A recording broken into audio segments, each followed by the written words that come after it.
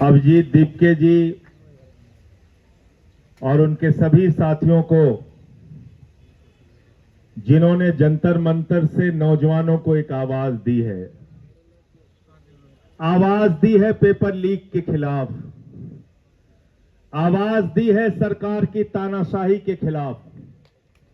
और ये आवाज हिंदुस्तान के हर नौजवान को सुननी चाहिए, क्योंकि जब अभी मैं बातचीत कर रहा था तो मैंने सोनम जी से पूछा कि आपकी उम्र कितनी है, तो मुझसे कहने लगे कि 59 साल की हमारी उम्र है।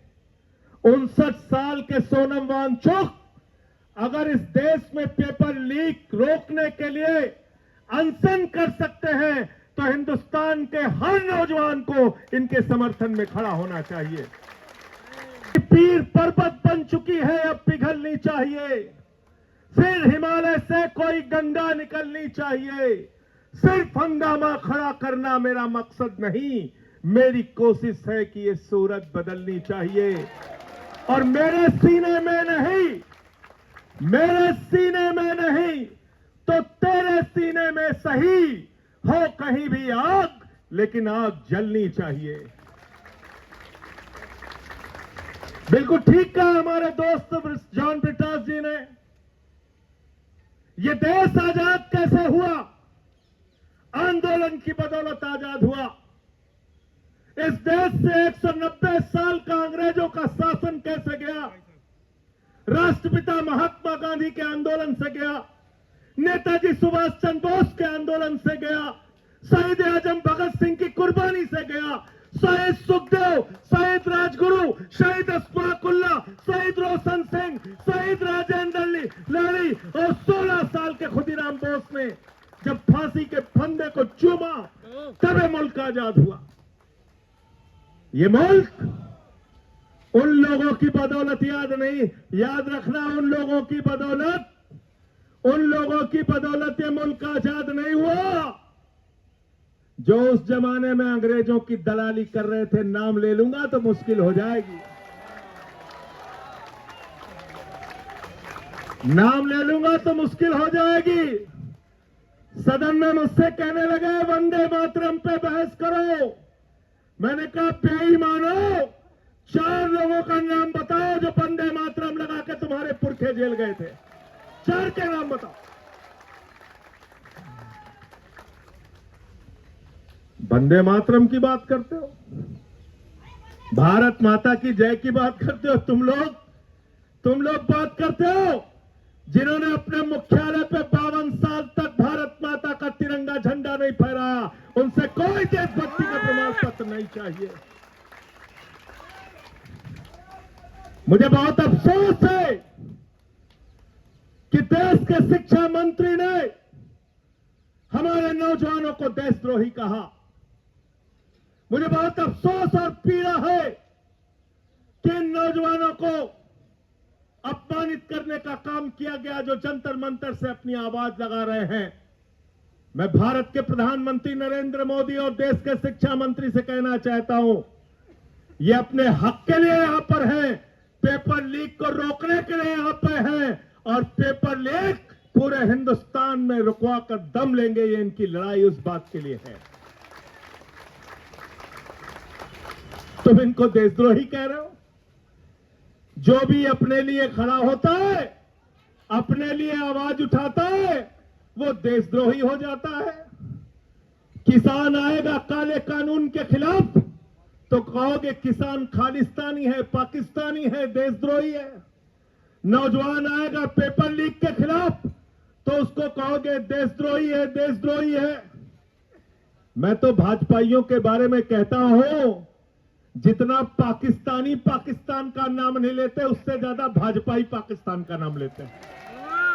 लेते नहीं लेते? बताओ, लेते हैं कि नहीं लेते हैं? लेते हैं। देश से प्यार क्या होता है वो सोनम वांगचुक से आके सीखो, अभिजीत दीपके से आके सीखो।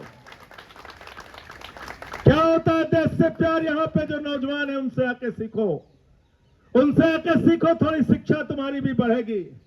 लेकिन सीखोगे कैसे? तुम तो दूसरा काम सीखने में लगे हो, दूसरा काम सीखने में लगे हो। स्कूल लूट रहे हो, या नौजवानों को 2 वक्त की खाने की रोटी नहीं मिल रही है, लेकिन तुम लोग स्कूल खा रहे हो, अस्पताल खा रहे हो, सड़क खा रहे हो, बिजली खा रहे हो, पानी खा रहे हो, हवाई जहाज खा रहे हो, समुद्री तट खा रहे हो, गैस खा रहे हो, कोयला खा रहे हो, पेपर खा रहे हो, और तो और प्रभु श्री राम का मंदिर भी खा रहे हो।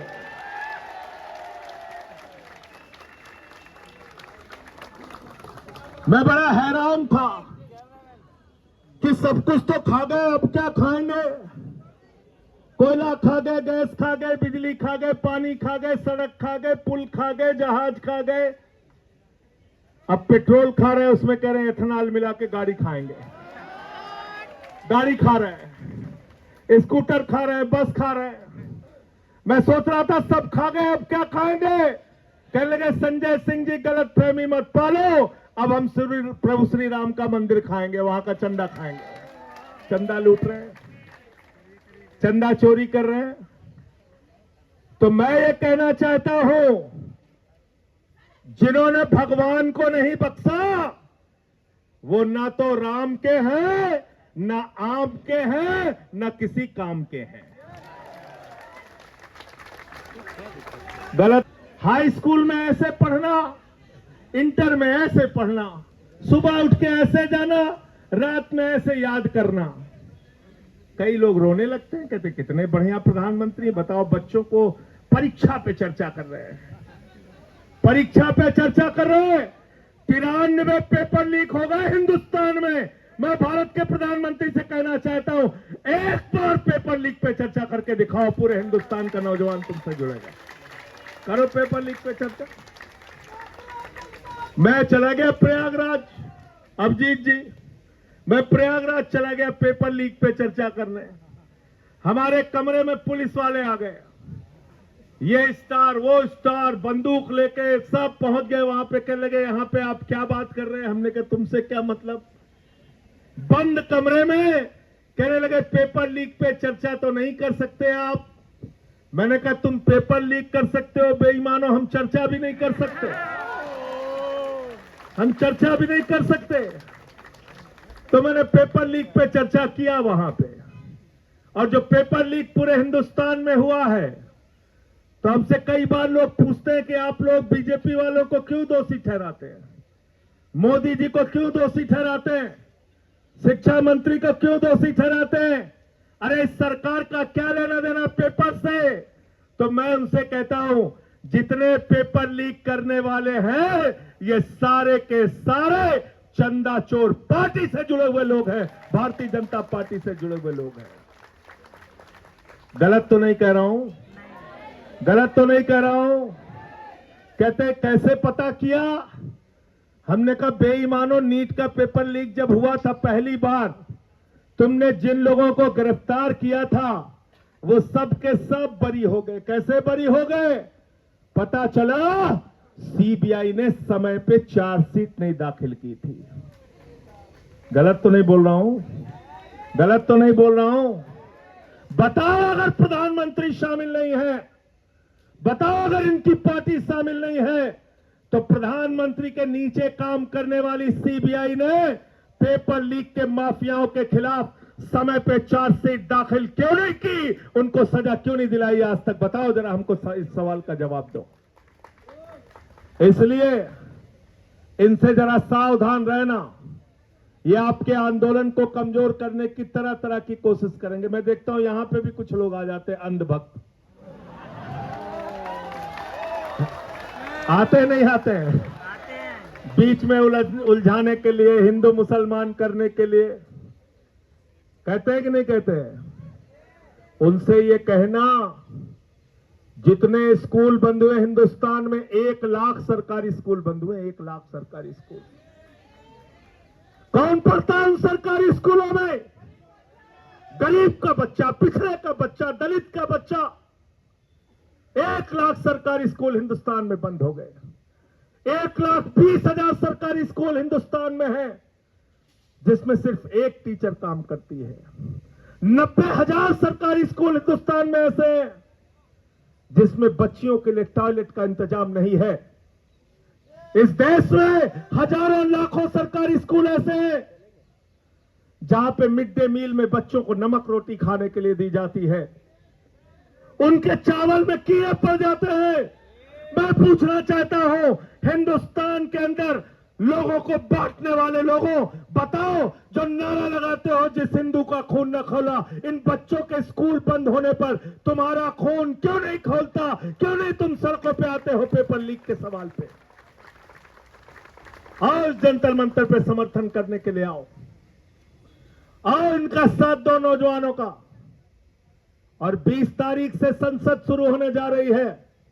मैं आज इस जंतर मंतर से देश के प्रधानमंत्री को कहना चाहता हूं, जो सोनम वांगचुक का मुद्दा है, अभिजीत दुबके का मुद्दा है, हिंदुस्तान के करोड़ों नौजवानों का मुद्दा है, उस मुद्दे का समाधान जल्दी से कर दो, वरना 20 के बाद देश की संसद को चलने नहीं देंगे।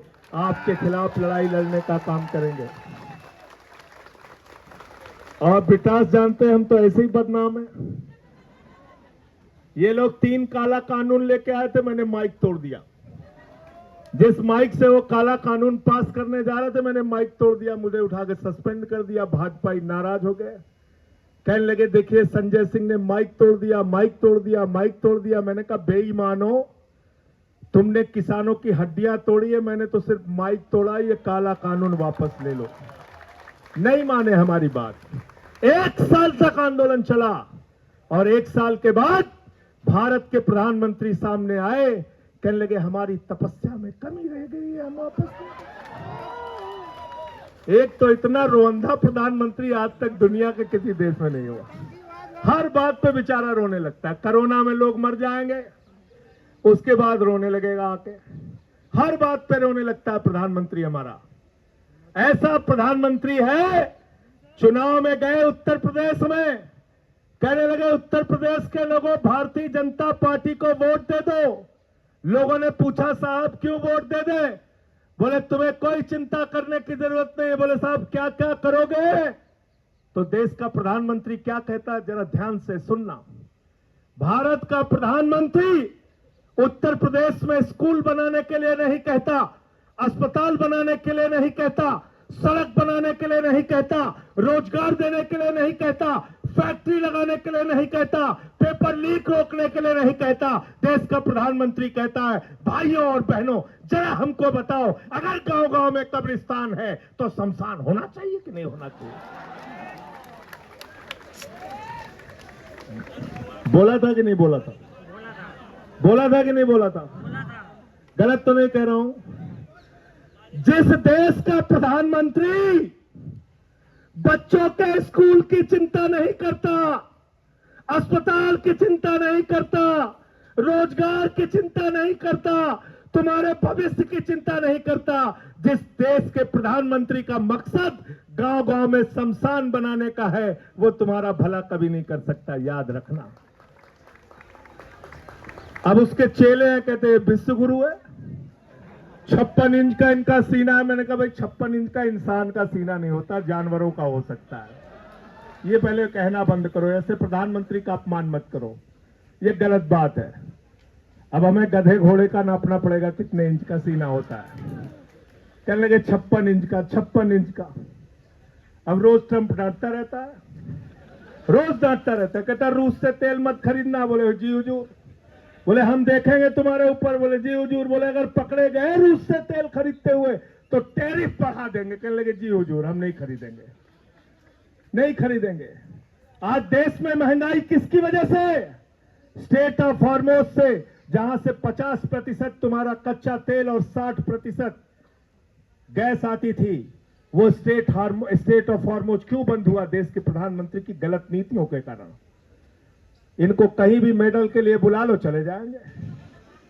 मैं तो कह रहा हूं अभिजीत दीपके को सीजेपी के तरफ से 1 मेडल प्रधानमंत्री के लिए घोषित कर दो, देखो जंतर मंतर पे भी आ जाएंगे।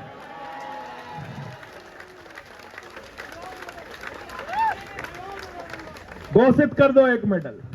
पेपर लीक मेडल कोई भी नाम रख दो, आ जाएंगे लेने के लिए। अभी कहीं गए थे, कौन से देश में गए थे? सेशल्स में गए थे। 1,15,000 की आबादी है वहां पे। उसी दिन उन्होंने मेडल बनाया, उसी दिन पहना दिया, प्रधानमंत्री चले आए वहां। इजराइल चले गए 3 दिन पहले युद्ध के। तो भारत के प्रधानमंत्री, उनको पूरी दुनिया में घूम घूम के चिंता है।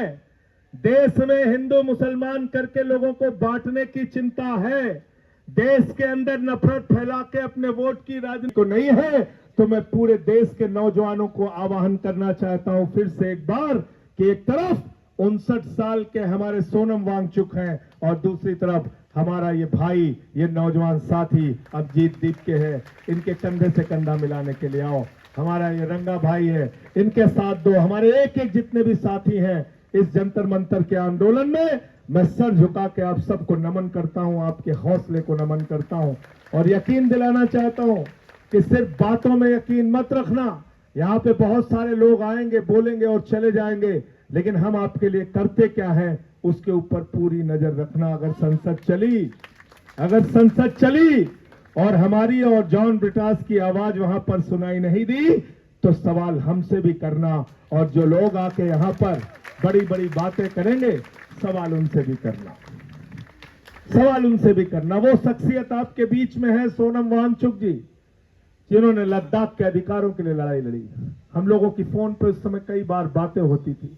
16 दिन का अनशन इन्होंने किया, 21 दिन का अनशन इन्होंने किया, कई 100 किलोमीटर की पदयात्रा इन्होंने की। आप लोगों ने कई देश के कई हिस्सों में जाके आंदोलन किया, नौजवानों की आवाज उठाई। इस आवाज को कमजोर मत होने देना। आपके सिर्फ जंतर मंतर पर बैठने से पूरी सत्ता कहीं न कहीं हड़बड़ाई, बौखलाई और डरी हुई है। और डरपोक लोग ये सिर्फ पुलिस के भरोसे अपनी छाती चौड़ी करके घूमते हैं। मैं पुलिस के जवानों से भी कहना चाहता हूं, हमारे बीच में हरेंद्र यादव हैं, यहाँ पे हरेंद्र यादव जी हैं और हमारे साथी हैं। ये सेना में इन्होंने कई वर्षों तक भारत की सेवा की है। मैं आप लोगों से भी कहना चाहता हूं, पुलिस के जवानों से, मैं पुलिस के अधिकारियों से भी कहना चाहता हूं, तुम्हारे बच्चे भी पेपर लीक से परेशान हैं। तुम्हारे बच्चों का भी पेपर लीक होता है। अगर सरकार डंडा मारने को कहे तो डंडा सड़क पे चला के तोड़ देना, बच्चों के ऊपर मत चलाना। ऐसा किया था, एक जमाने में किया था, जब इस देश में आपातकाल लगा था तो उसके खिलाफ जब नौजवानों ने आंदोलन किया था तो पुलिस के लिए नारा लगता था, ये अंदर की बात है पुलिस हमारे। तो इसलिए आप लोगों को फिर से एक बार आपके आंदोलन को हृदय की गहराइयों से बधाई देते हुए, आपके आंदोलन को नमन करते हुए, इस भरोसे के साथ कि इस सरकार को आपके आगे झुकना पड़ेगा, आपकी बात, आपकी मांगों को मानना पड़ेगा, मैं अपनी बात को यहीं पे समाप्त करता हूं और चंदा चोरों के लिए एक लाइन कह के अपनी बात को खत्म करूंगा। ये अमन बिक रहा है, चमन बिक रहा है। अमन बिक रहा है, चमन बिक रहा है, गरीबों के तन का कफन बिक रहा है, बाजारों में राधा का तन बिक रहा है। यारो बुरा न मानो तो कह दो, इन बेईमानों के हाथों वतन बिक रहा है। इन बेईमानों के हाथों वतन बिक रहा है। इस वतन का सौदा करने वाले लोगों से आपको ये लड़ाई लड़नी है। और पीछे से कोई एक गीत के लिए बात कर रहे थे, एक गीत कह के अपनी बात खत्म करूंगा। आप भी साथ देंगे ना हमारा? जो रुके न जो, झुके न जो, दबे न जो, मिटे न जो, हम वो इनकलाब हैं, जुल्म का जवाब है, हर शहीद का गरीब का हम ही तो ख्वाब है। रुके न जो, रुके न जो, झुके न जो, दबे न जो, मिटे न जो, हम वो इनकलाब हैं, जुल्म का जवाब है, हर शहीद का गरीब का हम ही तो ख्वाब है। रुके न जो, झुके न जो, जी रहे हैं इसलिए कि प्यार जग में जी सके, प्यार जग में जी सके, प्यार जग में जी सके। आदमी का खून कोई आदमी न पी सके, आदमी न पी सके, आदमी न पी सके। मालिको मालिको मजूर के, नौकरों हुजूर के, फर्क को मिटाएंगे, समानता को लाएंगे। रुके न जो, रुके न जो, झुके न जो, दबे न जो, मिटे न जो, हम वो इनकलाब हैं, जुल्म का जवाब है, हर शहीद का गरीब का हम ही तो ख्वाब है। रुके न जो, झुके न जो, मानते नहीं है फर्क हिंदू मुसलमान का, हिंदू मुसलमान का, हिंदू मुसलमान का। जानते हैं रिश्ता इंसान से इंसान का, इंसान से इंसान, इंसान से इंसान का। जाति के